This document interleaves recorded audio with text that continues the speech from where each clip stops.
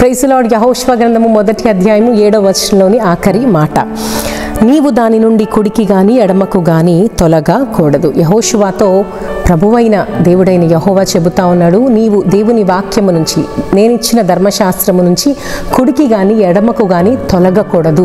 ఒక చక్కని ఆజ్ఞను దేవుడు ఇస్తా ఉన్నాడు. దేవుని వాక్యము ఎంత ప్రాముఖ్యమైనదో, దేవుని వాక్యానికి, దేవుని మాటలకు కట్టుబడి ఉండడం ఎంత ప్రాముఖ్యమో మనకు తేటగా తెలియచేసే మాట ఇది. హల్లెలూయా.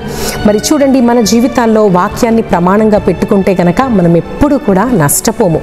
బైబిల్ గ్రంథంలో ఎంతో మంది భక్తుల జీవితాల్లో ఒక చక్కని విశ్వాస సహితమైన జీవితము, దేవుడు మెచ్చే జీవితము వారు కలిగి ఉన్నారంటే వారు వాక్యాన్ని ప్రమాణంగా పెట్టుకున్నారు గనక.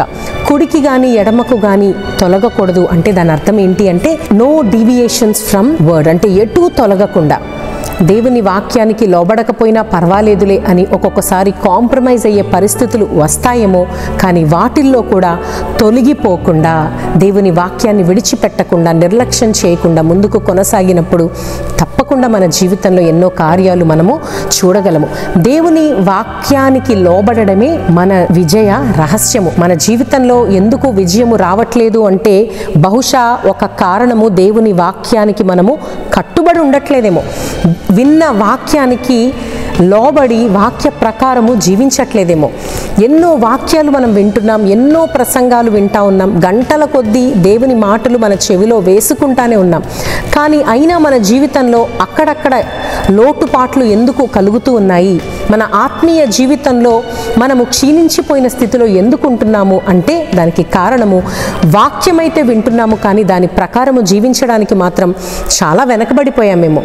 కానీ యెహోషువతో దేవుడు చెబుతా ఉన్నాడు, కుడికి గాని ఎడమకు గాని నువ్వు తొలగకూడదు అంటే విన్న వాక్య ప్రకారముగా నీవు జీవించాలి. అప్పుడే నువ్వు గొప్ప విజయాల్ని చూస్తావు. యెహోషువ జీవితంలో ఎన్నో విజయాలు సొంతం చేసుకున్నాడు.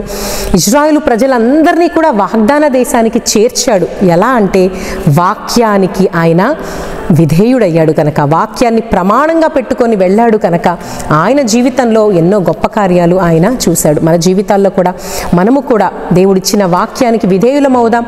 వాక్య ప్రకారము జీవించడానికి ప్రతి దినము కూడా మనము ప్రయాసపడదాం. ఎందుకంటే వాక్యం వింటే మనకెప్పుడు నష్టము జరగదు, వినకపోతేనే నష్టము. దాని ప్రకారము జీవించకపోతేనే మన జీవితంలో నష్టం చూస్తాము. కనుక మనం ఎప్పుడు కూడా అటువంటి హీన దశకు వెళ్లకుండానట్లు, అపవాది చేతిలో చిక్కపడకుండానట్లు దివారాత్రములు దేవుని వాక్యాన్ని ధ్యానిస్తూ దాని ప్రకారము జీవించుటకు అనుదినము దేవుని సహాయాన్ని పొందుకుంటూ ముందుకు కొనసాగుదాం. కుడికి గాని ఎడమకు గాని తొట్టిల్లకుండా దేవుని వాక్యాన్ని ప్రమాణముగా గురిగా పెట్టుకొని మన జీవితంలో మనము దేవునితో ముందుకు నడుద్దాం.